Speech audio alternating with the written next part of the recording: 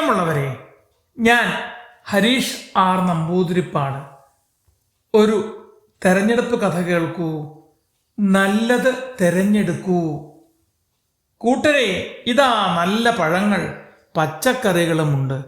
ജമ്പുക്കുറുക്കൻ ഇളിച്ചുകൊണ്ട് ഓരോ മാളത്തിലും എത്തിയിട്ട് പറഞ്ഞു,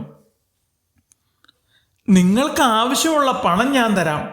ചേരൻ ചെന്നായ പണവും സമ്മാനങ്ങളുമായി വന്നു. കാട്ടിലെ തെരഞ്ഞെടുപ്പ് പ്രഖ്യാപിക്കപ്പെട്ടതോടെ കാട് മുഴുവൻ വലിയ ചർച്ചയിലായി. അധികാരമോഹികളായ ജമ്പുക്കുറുക്കനും ചേരൻ ചെന്നായയും എങ്ങനെയെങ്കിലും ജയിക്കണമെന്ന വാശിയിലായിരുന്നു. ജമ്പുക്കുറുക്കൻ തൻ്റെ വോട്ടർമാരെ സ്വാധീനിക്കാൻ തന്ത്രങ്ങൾ മെനഞ്ഞു.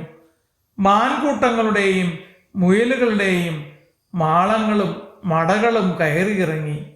പെട്ടി നിറയെ കാരറ്റുകളും മധുരമുള്ള പഴങ്ങളും പച്ചക്കറികളും സമ്മാനമായി നൽകി. ഇതൊക്കെ നിങ്ങൾക്കുള്ളതാണ്. വോട്ട് ചെയ്യുമ്പോൾ നമ്മുടെ ചിഹ്നമായ മുഖം മൂടി മറക്കരുത്, അവൻ ഏവരെയും ഓർമ്മിപ്പിച്ചു. മറുഭാഗത്ത് ചേരൻ ചെന്നായിയും ഒട്ടും മോശമാക്കിയില്ല. അവൻ മൃഗങ്ങൾക്ക് പണവും വലിയ സമ്മാനപ്പൊതികളും നൽകി പ്രലോഭിപ്പിച്ചു.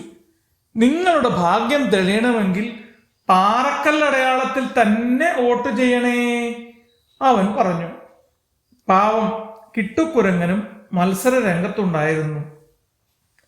മറ്റുള്ളവരെ പോലെ പണമോ ഭക്ഷണപ്പൊതികളോ വിതരണം ചെയ്യാൻ അവന് കഴിയുമായിരുന്നില്ല.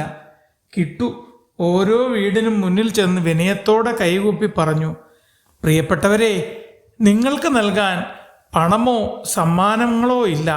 പക്ഷേ നമ്മുടെ കാടിൻ്റെ നന്മയ്ക്കായി ഞാൻ എപ്പോഴും കൂടെ ഉണ്ടാകും. സാധിക്കുമെങ്കിൽ നിങ്ങളുടെ വോട്ട് എനിക്ക് നൽകുക.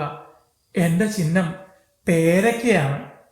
ജമ്പുക്കുറുക്കനും ചേരൻ ചെന്നായയും കിട്ടുവിന് ലഭിക്കുന്ന ജനപിന്തുണ കണ്ട് ഭയന്നു.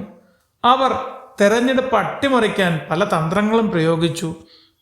കിട്ടുവിനെതിരെ കള്ളപ്രചരണങ്ങൾ നടത്തുകയും വോട്ടർമാരെ പേടിപ്പിച്ച് പിന്തിരിപ്പിക്കാൻ നോക്കുകയും ചെയ്തു. ഒടുവിൽ വോട്ടെടുപ്പ് ദിവസമെത്തി. കുറുക്കനും ചെന്നായയും കരുതിയത് തങ്ങൾ നൽകിയ സമ്മാനങ്ങളിൽ മയങ്ങി മൃഗങ്ങൾ തങ്ങളെ വിജയിപ്പിക്കുമെന്നാണ്. എന്നാൽ അവർ ബുദ്ധിശാലികളായിരുന്നു. തങ്ങൾക്ക് കിട്ടിയ സമ്മാനങ്ങൾ സ്വീകരിച്ചെങ്കിലും വോട്ട് ചെയ്തത് സ്വന്തം മനസാക്ഷി അനുസരിച്ചായിരുന്നു. ഫലം വന്നപ്പോൾ കിട്ടുക്കുരങ്ങൻ വൻ ഭൂരിപക്ഷത്തിൽ വിജയിച്ചു.